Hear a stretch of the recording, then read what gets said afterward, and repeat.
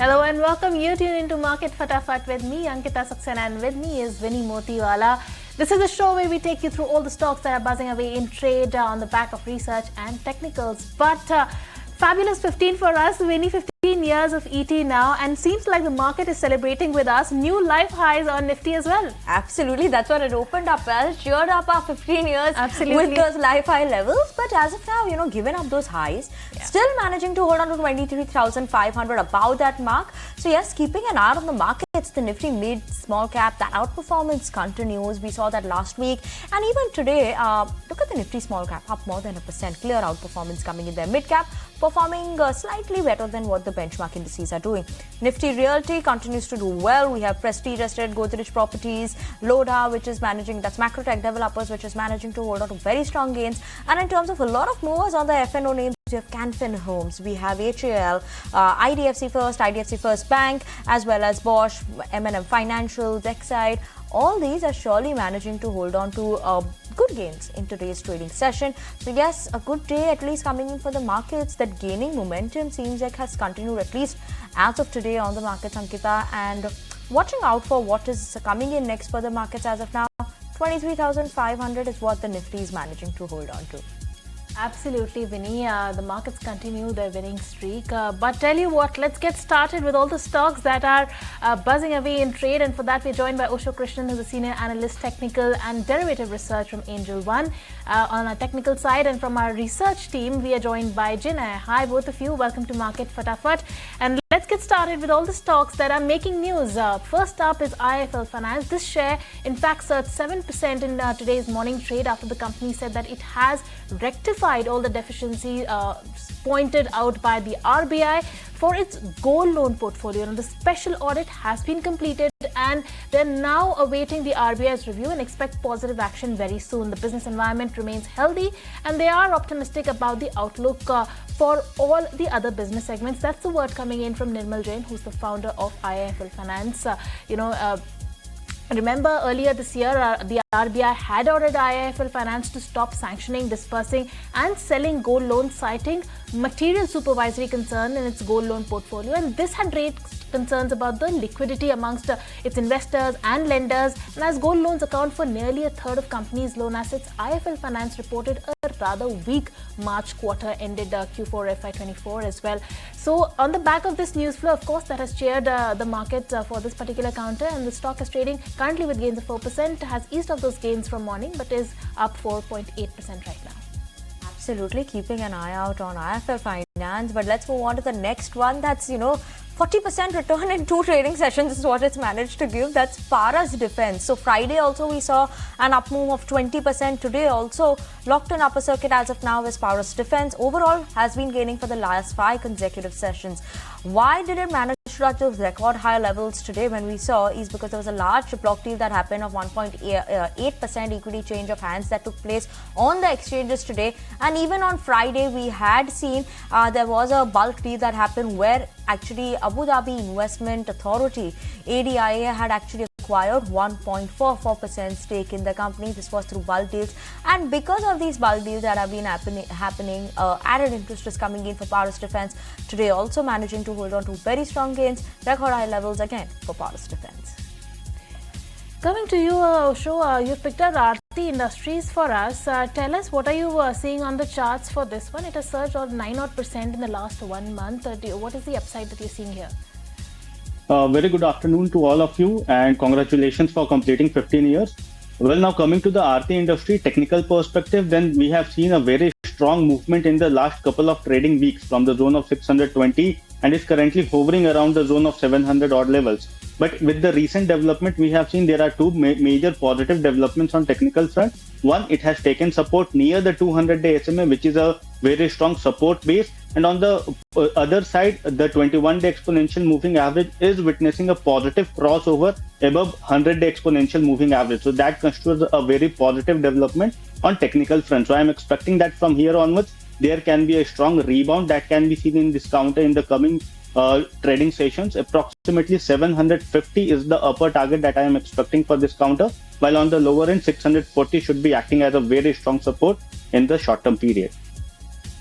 Osho, firstly, thank you so much for all those wishes and thank you so much for always being a part with ET Now and guiding our viewers. So you've been an integral part of this 15 years for us, but thank you so much for that. But let's move on to the next stock, and Nykaa. Janay, why is this one in focus? It did have some investor updates that came in, the presentation that came in. What are brokerages saying? Well, so we have multiple brokerages report on Nykaa's Investor Day. First one is Bank of America, who has maintained their neutral rating with a target price of rupees 186. Now they say that the company has laid out a good growth, targets across all its segments, and also they see upside, but there could also be a surprise in terms of their target if they execute it well. Next up, we have Macquarie, who have maintained an underperformance rating with a target price of rupees 135. Now they're expecting that the capital intensity of the company will remain moderate to subdued, and also given the need of growth investments for the company to grow ahead, they see that there will be a tepid pace in the margin expansions going ahead. Right, that's Nykaa for you. The other stock that is buzzing away in trade and is probably on the list every single day, Vinny, is RVNL. Every other day, RVNL, it's on the back of an order when yet again has emerged as the lowest bidder L1 for East Coast Railway for provision of automatic block signalling system with a dual MSDAC and alteration in the existing EI, PI and RRI stations in the section of Jhakarpura, Nergundi, Kurda Road, which is in Golkatra over Kudra Road division, which is a part of the Eastern Coastal Railway. And the execution time for this project is 24 months, and the board is consideration. This entire project is worth 160 crore rupees, and that's the order win coming in for RVNL. In fact, the stock was up 4% in the morning straight, has cooled off from those highs, is now trading with gains of 2%. Okay, let's move on to the next stock that we should be highlighting, and that is Cyient. And Osho, when you look at it in terms of the names of the IT company, Cyient has not made it to the list yet, a lot of people. So in terms of charts, is it looking very attractive for Cyient? See, overall, Cyient has, as you have mentioned, it has not performed really well in the last 3 months. But looking at the technical perspective, it has been consolidating near the 200-day SMA from quite some time, approximately 2 weeks. And from here onwards, the major of the indicator front have started signaling a bullish momentum in this counter. So I'm expecting that the time it breaches the zone of 1940 to 1960 odd levels on the spot zone, then from here onwards, there can be a gradual upside movement in this counter. Approximately 2200 should be seen as the immediate target for short term. But the time it surpasses 2200, then it will primarily move into the uptrend and will be having a higher target from medium term perspective. Okay, then keeping it with the IT pack today, we have Wipro that's in focus, and this is on the back of a brokerage note that's come from Investec. But they've upgraded the stock to a hold from a previous sell rating, hiked the target price to 505 from previous 460 rupees. What they say is that every CEO change has raised the optimism for a potential change, and what they're also saying, it's a little too early, but a bit to say in terms of the new highlights that would come in amid this optimism. But large deal wins, that is beginning to come back. We're seeing continued improvement in Capco and BFSI segments in the US markets, and potentially they expect it to beat their estimates with good execution. That's what everyone is watching out for. But Wipro managing to hold on to strong gains of 3% as of now. All right, that's Wipro with the 3% gains, but BLS Service is another counter that is holding on to some strong gains. In fact, sharp spike in the morning, and then it's holding on to the gains of almost 8%. Janay, tell us what's powering the stock? Well, yes, the company has signed a definitive agreement while they will be acquiring a controlling 55% stake in Adi Filedis Solutions and its affiliates, which is ASPL. Now, the company is one of the largest players in India in terms of distribution and processing of loans, and this acquisition will be taking place for 190 crores. Now, this acquisition will be done in an all-cash deal and is expected to be completed by the Q2 of FY 2025. Now, on this, Shikhar Agarwal, who is the chairman of BLS Services, have commented that this strategic move will enable a plethora of opportunities for cross-selling while integrating specializations and processing distribution services into their portfolio. All right, with that, it's time for us to slip into a short break. Don't go anywhere. We'll be right back with some more stocks.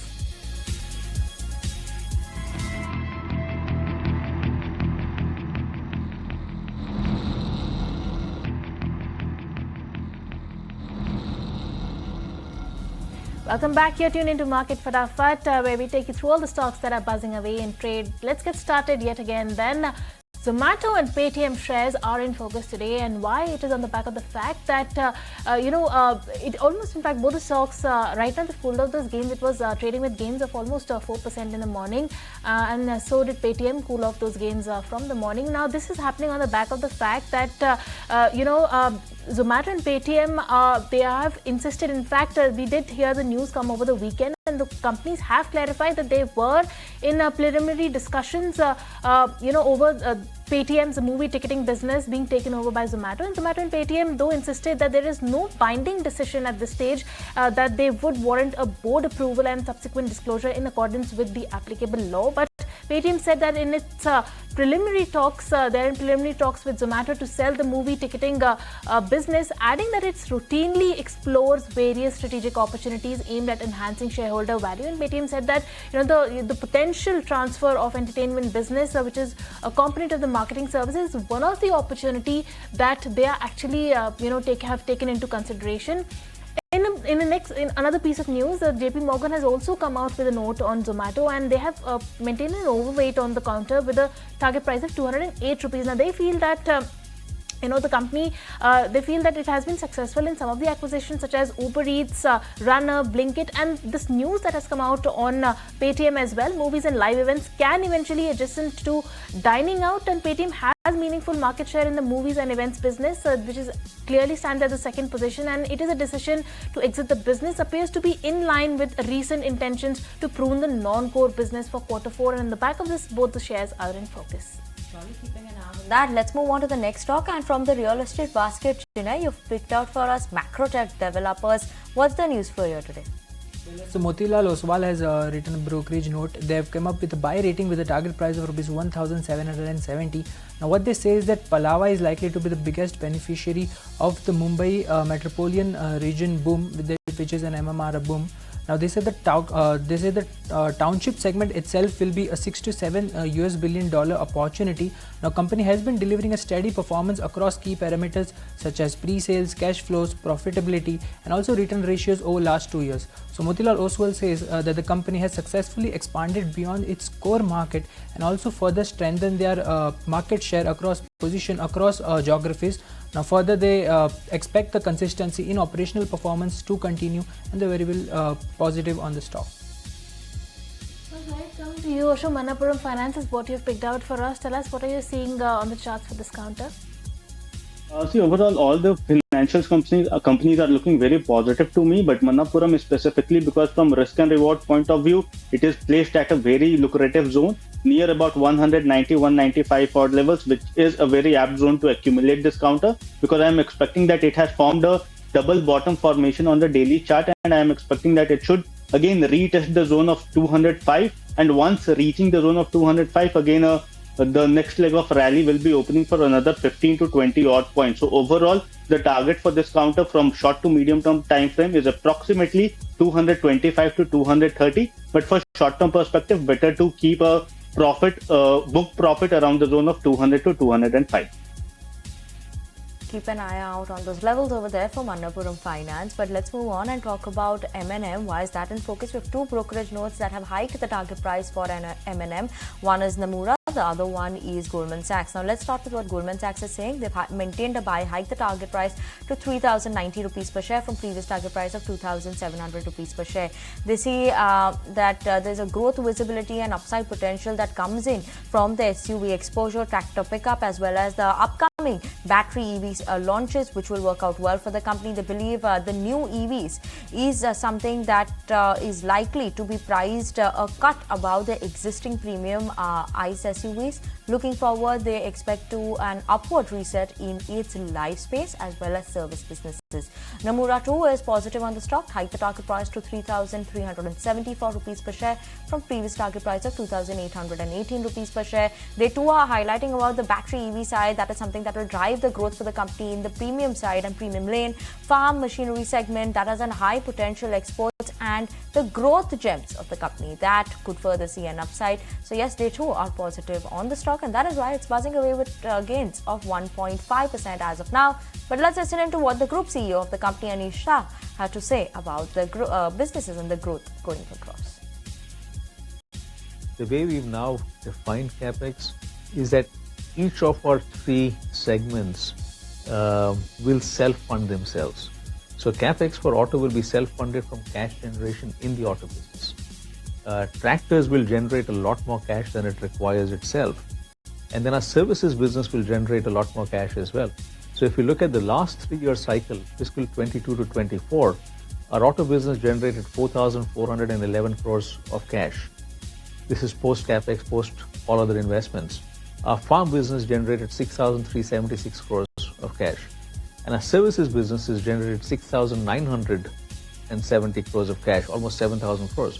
So all three businesses or segments will be self-funding, and the numbers we've given for the auto business in terms of CapEx will essentially come from within the auto segment. And that's something we feel is required for growth and something that will drive future growth of the company. And how would the auto capex be split in EV and ICE? Half and half.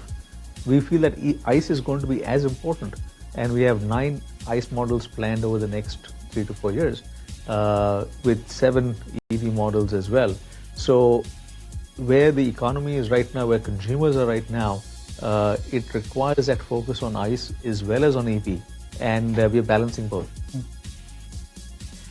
All right, coming to you, Osho, then you have picked out Titan for us. Now, this stock hasn't really done much, in a while. Tell us, what are you seeing on the charts for this one? What made you pick this counter? See, overall, this counter was into a corrective phase from the zone of approximately 3,800 towards the zone of 3,200 odd levels. But looking at the recent development, specifically in the last 3 trading sessions, this counter has seen a very strong resurgence from the 200-day SMA and has started moving on the higher end. So I'm expecting that in a very short-term perspective, maybe positional 1 to 2 days, 3,700 should be acting as a first target for this counter. We might see some kind of consolidation near the zone of 36 to 3,700 for short-term perspective, but definitely the recent recoup could be seen as a reversal in this counter, and from here onwards, from medium-term time frame, we can see a gradual up move towards the zone of 3,900 to 4,000 levels from medium-term perspective.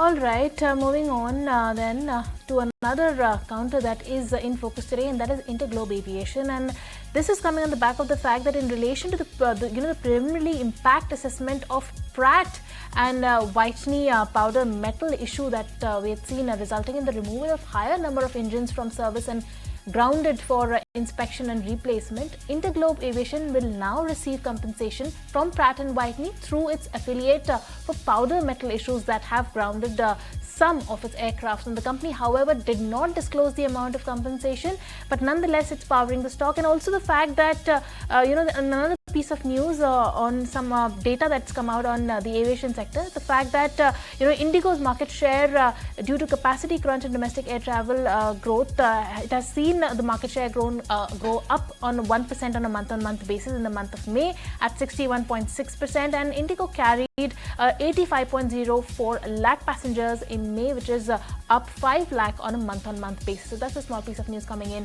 for Interglobe Aviation. On the back of that, the stock is in focus and trading with gains of 0.8%.